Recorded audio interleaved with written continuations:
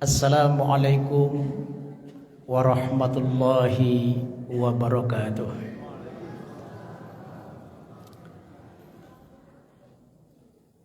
Alhamdulillahilladzi anzala sakinata fi qulubil mu'minin liyazdadu imanan ma imanihim. Asyhadu an la ilaha illallah wahdahu la syarika lah wa asyhadu anna Muhammadan abduhu wa rasuluh la nabiyya ba'da amma ba'd. Qala Allah Ta'ala fil Qur'anil Karim, A'udzu billahi minasy syaithanir rajim. Bismillahirrahmanirrahim. Alam takun ayati tutla alaikum fakuntum biha tukadzibun. Qalu Rabbana ghalabat alaina shiqwatuna wa kunna qaumad dallin. Shadaqallahul azim. Apakah tidak ada ayat-ayatku, kata Allah, dibacakan kepada kalian, malahan kalian dengan ayat-ayatku itu mendustakan. Mereka menjawab, ya Tuhan kami telah dikalahkan oleh terlalu cinta kepada dunia, dan jadilah kami kaum yang sesat. Maha benar Allah dengan segala firman-Nya. Al-Quran Surat Al-Mu'minun ayat yang ke-105 dan 106, yang sama-sama kita hormati bapak-bapak, ibu-ibu, kaum muslimin dan kaum muslimah sidang jamaah tarwih yang dimuliakan Allah. Kajian kita pada malam ini membicarakan tentang argumentasi para penghuni neraka yang dihinakan oleh Allah Subhanahu wa taala. Bapak Ibu yang dimuliakan Allah, salah satu rukun iman yang wajib kita percayai beriman kepada hari akhir. Salah satu tempat di hari akhir ada neraka. Lalu siapakah para penghuni neraka? Kata Allah, neraka akan diisi baik dari golongan jin ataupun dari golongan manusia, yaitunya yang kafir kepada Allah, durhaka kepada Allah, atau ngaku-ngakunya muslim tapi masih saja berbuat dosa dan kemaksiatan, belum bertaubat sebelum meninggal dunia. Mereka itulah nanti para penghuni neraka. Ayat yang barusan kita baca, Allah Subhanahu wa taala bertanya kepada penghuni neraka. Allah bertanya bukan berarti Allah tidak tahu. Allah Maha tahu. Alam takun ayati tutla alaikum. Hai kalian para penghuni neraka, kata Allah,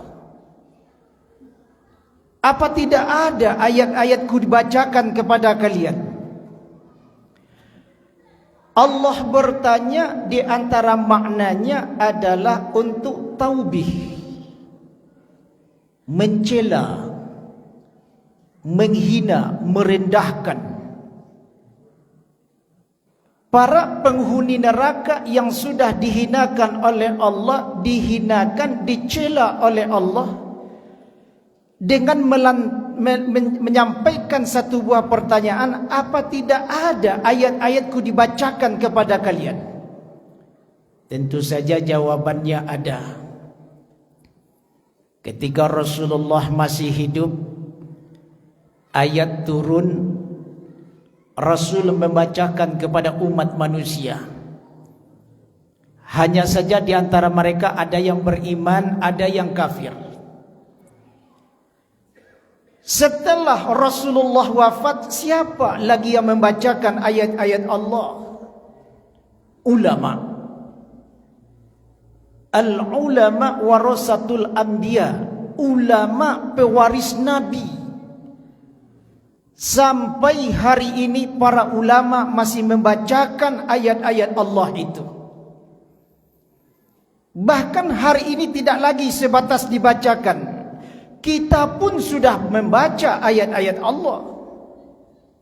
Malahan banyak di antara kita yang menghafalnya. Jadilah para hafiz dan hafizah. Ada yang hafal 20 juz, 25, bahkan 30 juz. Namun yang terjadi, kata Allah, fakuntum biha tukadzibun. Malahan kalian mendustakan ayat-ayatku itu. Apakah pertanyaan Allah ini ditujukan kepada kita atau bagaimana? Ini ayat untuk introspeksi diri. Jangan-jangan memang ayat ini untuk kita. Kenapa Ustaz katakan untuk kita? Yang tadi Ustaz sampaikan dialog argumentasi para penghuni neraka, sementara sampai hari ini belum ada penghuni neraka. Belum ada penghuni surga. Neraka akan diisi oleh para penghuninya setelah terjadi kiamat. Begitu juga surga. Surga akan dimasuki oleh para penghuninya setelah terjadi kiamat. Bahkan ketika Allah mengkisahkan tentang Fir'aun, seorang raja yang zalim yang hidup pada masa Nabi Musa, mengaku menjadi Tuhan, dengan lantang dia mengatakan, Ana Rabbukumul A'la. Akulah Tuhan kalian yang paling tinggi. Di mana Fir'aun itu sekarang? Kata Allah, Ghuduwan wa asyian. Setiap pagi dan setiap petang, pintu neraka itu dibukakan untuknya, dan dia sudah bisa melihat siksaan apa yang ada di dalam neraka dari pintu neraka yang dibukakan itu. Di mana Fir'aun itu sekarang? Ada di satu alam namanya alam barzakh. Setiap manusia yang sudah meninggal dari manusia pertama sampai malam ini, semuanya ada di satu alam namanya alam barzakh. Nanti setelah terjadi kiamat, tiupan pertama hancur alam, mati seluruh makhluk hidup. Barulah tiupan kedua, seluruh yang bernyawa dibangkitkan kembali oleh Allah, digiring ke padang mahsyar, ditimbang, diminta pertanggungjawabannya. Kalau banyak dosa maksiatnya, barulah akan masuk ke dalam neraka. Apa sebetulnya ayat ini mengingatkan kita? Apa tidak ada, kata Allah, ayat-ayatku dibacakan kepada kalian? Pasti sudah dibacakan. Lalu orang-orang yang ada di dalam neraka itu berargumen, memberikan jawaban kepada Allah. Qalu Rabbana ghalabat alaina shiqwatuna wa kunna qauman dhalin. Ya Tuhan kami, kata mereka, kami telah dikalahkan oleh terlalu cinta kami kepada dunia.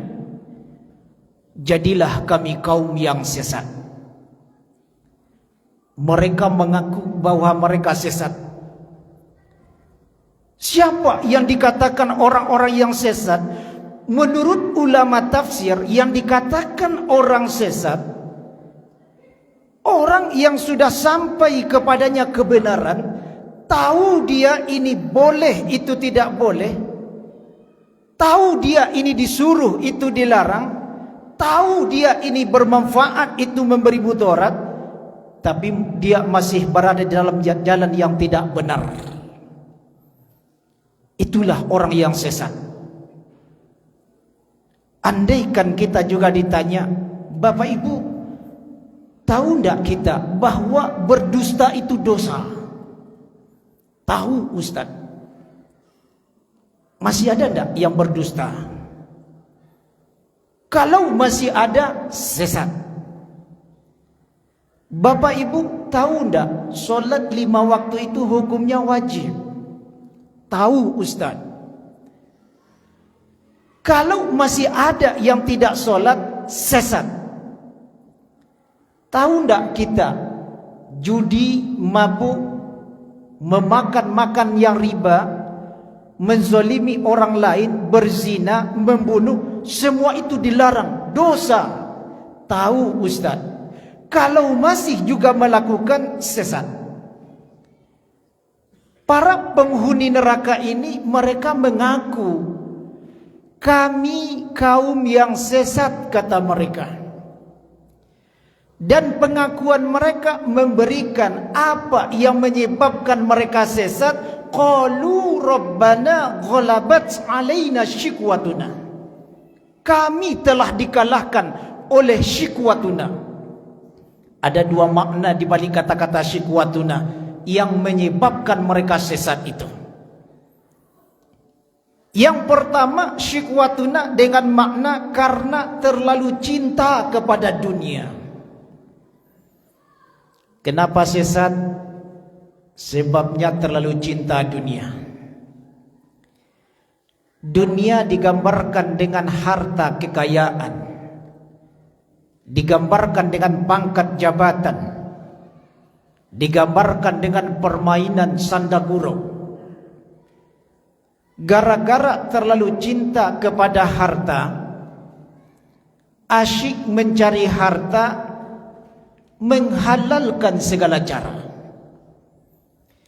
Atau asyik-asyik mencari harta, azan dikumandangkan. Pertanyaannya, dia penuhi panggilan azan lalu solat, atau dia lanjut dengan mencari hartanya? Ketika dia lanjut dengan sibuk mencari harta, tidak mengindahkan panggilan azan, ghalabat. Orang itu telah dikalahkan. Seharusnya ketika azan berkumandang, dia penuhi panggilan Allah. Bukankah setiap langkahkan kaki yang kita langkahkan ke masjid, satu langkahnya mendatangkan satu pahala, satu langkahnya menggugurkan dosa? Andaikan itu yang dia lakukan, berapa beruntungnya orang itu? Berapa investasi pahala kebaikan yang dia dapatkan? Tetapi karena dia telah dikalahkan. Ada yang dikalahkan karena harta, dikalahkan karena sibuk dengan pangkat dan jabatan. Ada yang dikalahkan dengan permainan sportif. Kita jujur, kita Bapak Ibu, HP Android ini pengaruh besar yang mengalahkan kepada jalan kebenaran itu. Dalam HP ini banyak aplikasi. Ada yang suka aplikasi WA, Facebook, Twitter, TikTok, YouTube. Yang lebih melalaikan itu ada aplikasi game, dan yang lebih parah ada aplikasi perjudian online. Tidak sedikit orang yang sedang asik-asik dengan aplikasi ini, azan dikumandangkan.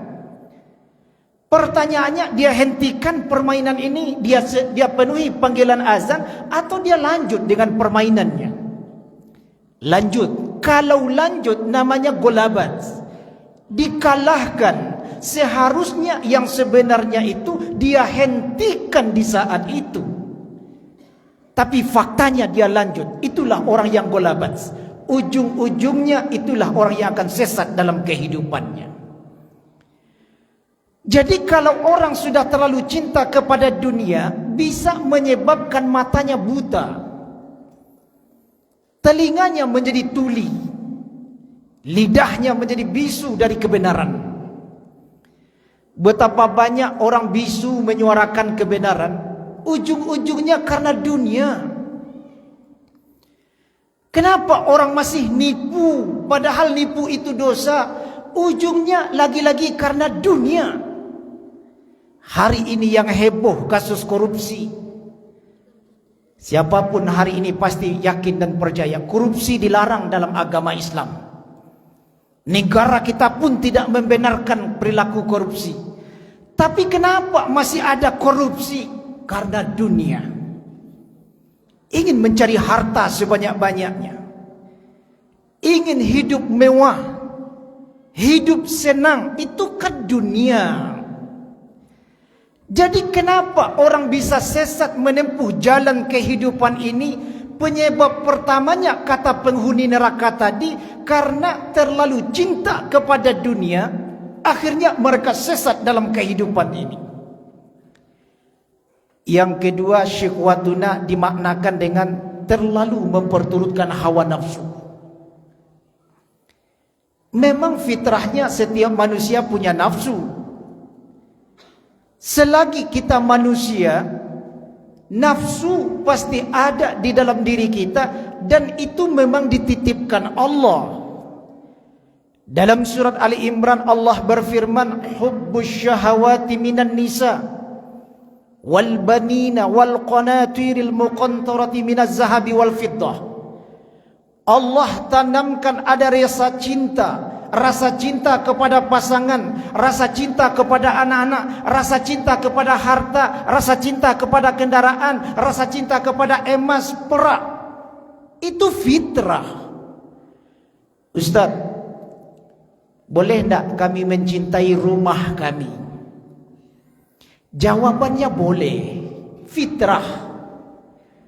Tanda kita mencintai rumah-rumah kita, kita rawat, kita bersihkan, kita sapu setiap hari rumah kita itu. Ustaz, boleh tak kami cinta kendaraan kami? Boleh. Bukti kita cinta kendaraan, kita rawat. Kalau kotor kita bersihkan, rusak kita perbaiki. Ustaz, boleh tak kami cinta kepada anak-anak kami? Boleh.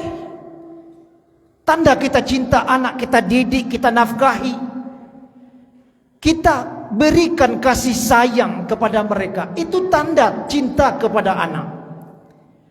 Tapi yang bisa menjadi orang sesat ketika sudah terlalu cinta lalu memperturutkannya. Contoh, tidak sedikit orang tua menjadi sesat gara-gara memperturutkan kehendak anak. Karena terlalu cinta anak, sayang anak. Apapun permintaan anak, dia kabulkan permintaan itu. Padahal sebetulnya dia tidak mampu untuk mewujudkan. Anak minta dibelikan ini, dibelikan itu. Secara ekonomi dia tidak mampu. Gara-gara memperturutkan apa yang dia lakukan. Coba kita baca kasus orang tua. Ada yang maling ketika kedapatan diinterogasi. Ternyata faktor penyebabnya karena dia ingin mengabulkan permintaan anak yang dia sayang. Dia pilih jalan pintas. Maling dia. Atau mungkin bisa jadi menghalalkan segala cara. Juga bisa akan melakukan perbuatan keji dan mungkar. Bahkan bisa menghilangkan nyawa orang lain. Penyebabnya apa? Karena terlalu memperturutkan nafsunya tadi. Nafsu cintanya kepada anak menjadikan matanya gelap. Lupa dia akan kebenaran itu, menempuh jalan pintas. Jadi kalaulah nafsu diperturutkan, Rasulullah sering mengingatkan, nafsu tidak pernah mengenal batas puas. Nafsu tidak pernah mengenal cukup. Bahkan dalam hadis beliau menyatakan, "Lau kana libni Adam wadi'an min zahabin labtaqu lahuma thalisan." Andaikan anak cucu Adam kita manusia ini, kata Rasulullah, dikasih oleh Allah 2 lembah emas. Kira-kira 2 lembah emas itu sudah banyak atau masih sedikit?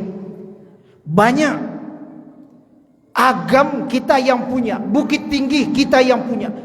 Andaikan anak cucu Adam dikasih 2 lembah emas, labtaqu lahuma thalisan, dia akan cari lagi lembah yang ketiga. Sudah dapat 3, cari lagi lembah yang keempat. Dapat 4, cari lagi yang kelima. Kapan semua itu berakhir? Hatta zurtumul maqabir, sehingga datangnya ajal kita masuk ke liang kubur. Disitulah berhenti keinginan itu.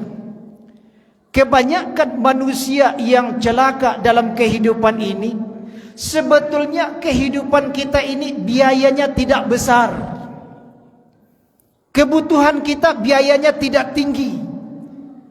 Yang besar itu adalah gengsi dan gaya hidup. Yang tinggi itu adalah setelan gaya hidup kita.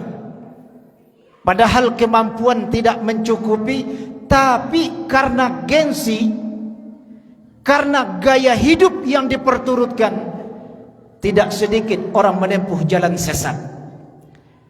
Jadi Bapak Ibu jemaah yang dimuliakan Allah, kita khawatir dengan ayat ini. Apa yang kita khawatirkan? Jangan-jangan argumentasi ini adalah argumentasi kita nanti di akhirat kalau kita masuk neraka. Na'udzubillah summa na'udzubillah. Kalaulah kita di neraka, lalu Allah tanya, apa tidak ada dulu ayat-ayatku dibacakan kepada kalian, kata Allah?